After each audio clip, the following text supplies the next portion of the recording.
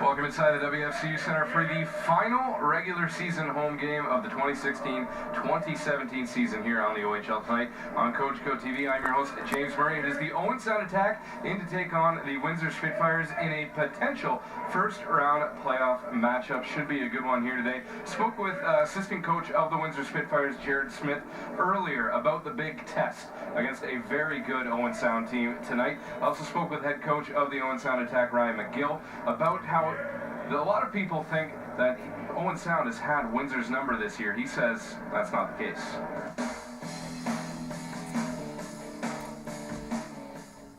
I don't think we've had their number. I think they've been very close games. I think they've been hard fought early. I think that both teams have tried to establish space early, and I think it's a real good matchup from both sides. We had a little bit of a tough October. 2016 and 2017 regular season is done. That they need to be consistent, and the weekend that it started was the weekend that we started here and had to play in Flint and Saginaw, and I felt that was a big boost for our team, and our leadership group took over at that time and knew that we could play way more to our potential, and that's kind of where it started.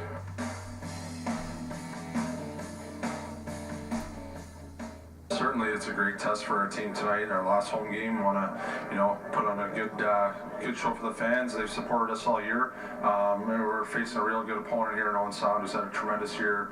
Great hockey team, a team that we've had some trouble against, especially up in Owen Sound. They haven't been here for a while, so it's a good test for us tonight, going into the playoffs for sure.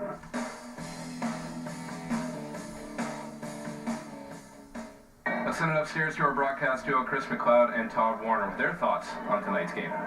All right, thanks, James. Final home game of the regular season for the Spitfires versus the Owen Sound Attack. We're going to talk about a couple of Finns who have been finishing as of late. Petrus Palmu for the Owen Sound Attack. Small in stature, 5'7", 175 pounds, but he can beat you in lots of ways.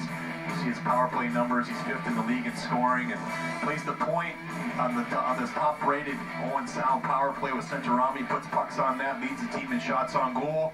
And he plays the wing for a small player, 5'7", 175 pounds. That means he's good on the boards. You can trust him in his own end. Beat you in a lot of different ways. Good in the face-off circle as well. Petrus Palmu. Now, on the other side for the Windsor Spitfires, their Finn is Julius Nattinen, and he is starting to click. Yes, confidence is high right now for Julius Nattinen, and after a slow start to his standard, 70 points last year in Barrie, I think Windsor expected more from him. He's starting to heat up and getting around the net, using his big frame to get his shots through, really working well with teammates, and the attitude, the body language, all the things you want from a veteran player. And you can see on this latest goal, his last goal when he scored, he's tapping his stick on the ice, and that means he wants the puck. He wants to put it on net, and Bracco finds him and he buries it again.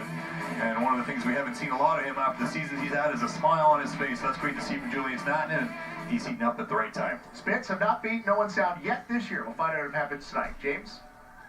Thanks a lot, Chris. Yeah, it's been a tough go for Windsor against the Owen Sound Attack this year. They are 0-3. In fact, they've only beat Owen Sound once in the last two seasons, but it's not all doom and gloom for the Windsor Spitfires. You look at the record this year, they are on pace to have the fourth best regular season record wins-wise in Windsor Spitfire history, so it has been a very successful season, just not one that they expected, hosting the Mountain Cup and sitting in fifth in the conference. This one will go a long way to figuring out who the Spitfires will play in the first round, but first we'll send it inside the bowl for the ceremony with the overage players recognizing the billets as well. Here's Mark Knight, the PA announcer.